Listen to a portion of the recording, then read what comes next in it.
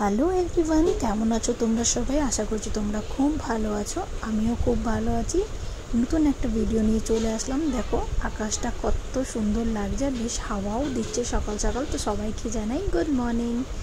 তো চলো আজকে দিনটা শুরু করি। ফার্স্টে বিছনাটা খুব সুন্দর করে গুছিয়ে নিয়েছি, দেন সোফা সেটগুলোকে ভালো করে গুছিয়ে জামা প্যান্টগুলোকে এক সাইডে রেখে দিয়েছি, যেহেতু আলমারিতে তুলবো। তারপরে খুব জোরে খিদে পেলো তো চটপট একটা ডিম বয়েল করে আমি খেয়ে নিলাম। এরপরে চলো রান্নাঘরের দিকে।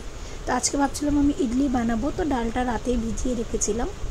তারপরে সেটাকে মিক্সিতে পিষে জাস্ট ইনো দিয়ে রেখে দিয়েছি।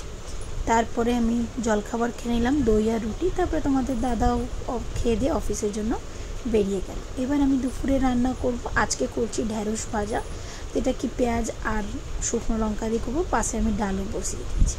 দেখো ডাল আর লাউ তরকারিটা যেহেতু মা করেছিল সেটা তোমাদেরকে দেখাইনি, আর অনেকগুলো জলের বোতলও ছিল, সেটাও ভরে নিয়েছি। এরপর আজকে আমি স্পেশাল মেনুতে করছি ডিমের ঝোল, একটু কষা করে, যার জন্য রসুন, কাঁচা লঙ্কা, পেঁয়াজ, আদা নিয়ে নিয়েছি। আর ডিম আলুটাকে আমি হালকা করে একটু নুন হলুদ দিয়ে মেখে ভেজে নেব। তো তোমরা কে আমার ভিডিও দেখে তোমাদের ভালো লাগছে অবশ্যই কিন্তু জানাবে, আর তোমরা আর কি নতুন ভিডিও দেখতে চাও সেটাও জানাবে। তারপর আমি দিয়ে দিলাম তেজপাতা, জিরে আর শুকনো লঙ্কা দিয়ে আমি পেঁয়াজ বাটাটা দিয়ে দিচ্ছি। এবার পেঁয়াজ বাটাটা একটু কষি হয়ে গেলে আমি হলুদ, নুন, লঙ্কার গুঁড়ো আর একটু মশলা দিয়ে দিয়েছি, দিয়ে ভালো করে আমি কষিয়ে নিয়েছি। যত তোমরা কষাবে তত তোমাদের রান্নায় টেস্ট হবে।